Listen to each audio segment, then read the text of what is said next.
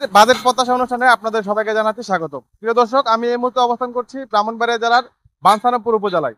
আজকে 2025 ও 26 অর্থ বছরের বাজেট নিয়ে এখানকার স্থানীয় বাসিন্দাদের আমরা বিভিন্ন মতামত তুলে ধরার চেষ্টা করব। আমি বাংলাদেশের একজন সচেতন নাগরিক হিসেবে বর্তমান ইন্টারিয়র গভর্নমেন্টের কাছে আমার দাবি হলো, আগামী বাজেট অবশ্যই জনকল্যাণমুখী হতে হবে। জনগণের উপর যাতে কোনো কর আরোপ না হয়, জনগণ যাতে কোনো ভোগান্তিতে না পড়ে, দ্রব্যমূল্য যাতে নিয়ন্ত্রণ থাকে, এ ব্যাপারে সরকারকে চিন্তা ভাবনা করেই আগামী বাজেট জনগণের সামনে তুলে ধরতে হবে। বাংলাদেশের নিম্ন শ্রেণী থেকে একদম উচ্চ শ্রেণী পর্যন্ত সকলের ক্রয় ক্ষমতার মধ্যে যেন জিনিসপত্রের দাম থাকে, সে ব্যাপারে সরকারকে অবশ্যই সজাগ দৃষ্টি রাখতে হবে। আমরা এই সরকারের কাছে এরকম বাজেট চাই যে আমরা ব্যবসা বাণিজ্য করি, ব্যবসা বাণিজ্য সস্তা যাতে মাল কিনে আমরা সস্তায় বিক্রি করতে পারি, এরকম একটা আমরা বাজেট চাই। সরকার যেন আমাদের কথা চিন্তা ভাবনা করে, জনগণের কথা চিন্তা ভাবনা করে, এরকম চিন্তা ভাবনার মধ্যে একটা সহজ বাজেট দিলে আমরা সবাই উপকৃত হবো। স্বৈরাচার সরকার পতনের পরে বর্তমান যে সরকার আছে, এই সরকারের কাছে আমরা প্রত্যেকেই প্রত্যাশা করি যে সামনে যে বাজেট আছে, এই বাজেটটা এমন ভাবে একটা বাজেট হবে যাতে করে খাদ্যদ্রব্য এবং জিনিসপত্র সাধারণ মানুষের হাতে নাগালে থাকে। সাধারণ মানুষ যেন, ঠিক আছে, আগে যেরকম ভোগান্তির শিকার হয়েছে খাদ্যদ্রব্য নিয়ে, এরকম ভোগান্তির শিকার না হয়।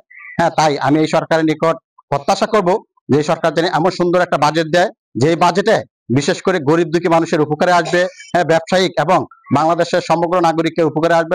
বলতে পারে যে সরকার স্বৈরাচার শেখ হাসিনা পতনের পরে যে একটা বাজেট আসছে, এটা খুব সুন্দর বাজেট। এই বাজেটে সবার হাতের নাগালের ভিতরে আছে। সরকারকে যাতে সবাই প্রশংসিত করে এবং ধন্যবাদ জানায়, এমন একটা বাজেট আমি আশা করি সরকারের কাছে। আমরা এই সরকারের কাছে চাই আমরা জনগণ যাতে শান্তি থাকতে পারি। আমরা আওয়ামী লীগ সরকার থাকতে আমরা ঘরে ঘুমাইতে পারি নাই। আমি ছোট একটা ব্যবসা করি, সবজির ব্যবসা। আমরা এই সরকারের কাছে আবেদন জানাবো যাতে আমাদের যে গরিব মানুষ আমরা যা আছি, আমরা কাজকর্ম করে খাইতে পারি, আমাদের উপরে যে কোনো নির্যাতন না হয়। সরকারকে অবশ্যই খেয়াল রাখতে হবে, বেকারত্বর দিকে খেয়াল রাখতে হবে, চাকরির সুযোগ, নতুন নতুন চাকরির সুযোগের ব্যবস্থা করতে হবে, বিনিয়োগ বৃদ্ধি করতে হবে, মুদ্রাস্ফীতি নিয়ন্ত্রণ করতে হবে এবং প্রান্তিক মানুষ, এবং আপনারা জানেন যে বাংলাদেশ হলো কৃষি নির্ভর অর্থনীতির দেশ। কৃষক যেন তার ন্যায্য মূল্য পায় সেদিকে খেয়াল রাখতে হবে, দ্রব্যমূল্যগুলো নিয়ন্ত্রণ করতে হবে।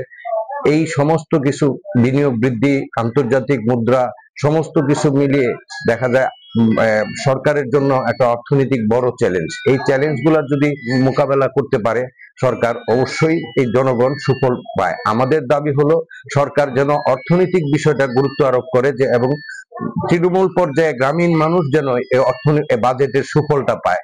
করের বোঝা কমতে হবে মানুষের জন্য, যাতে মানুষ সহনশীল পর্যায়ে থাকে, জীবনযাত্রার মানটা সহনশীল পর্যায়ে। আমরা এই সরকারের কাছে বাজেটটা প্রত্যাশা করি যেন সব সামানের দাম নিয়ন্ত্রণে থাকে, সাধারণ জনগণ যেন কিনে খেতে পারে এবং ব্যবসায়ী যারা আছে তারা যেন কম রেটে এনে কম রেটে সামান বিক্রি করতে পারে, এরকম একটা বাজেট আমরা প্রত্যাশা করি এই সরকারের কাছ থেকে। তো এই ছিল ব্রাহ্মণবাড়িয়া জেলার বাঞ্ছারামপুর উপজেলা থেকে আগামী বাজেট নিয়ে সাধারণ মানুষের প্রত্যাশা এবং তাদের মতামত।